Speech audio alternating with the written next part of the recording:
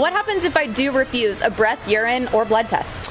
So in the state of Florida, what happens, if you refuse the breath test, it's dependent on whether you've ever refused a breath test before or not. If you've never refused the breath test, then you're going to look at, from a civil perspective, a 1-year license revocation.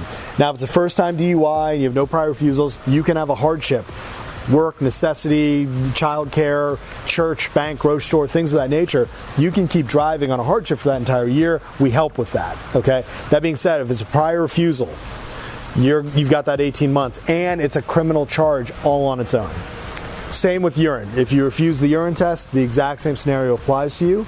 Urine's a little bit different, though, where if you take a breath test, you're under a 0.08, and then they ask for urine.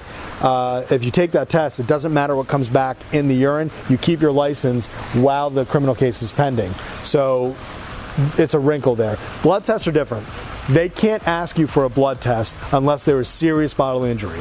In that case, they will generally get a warrant from a judge to get the blood drawn.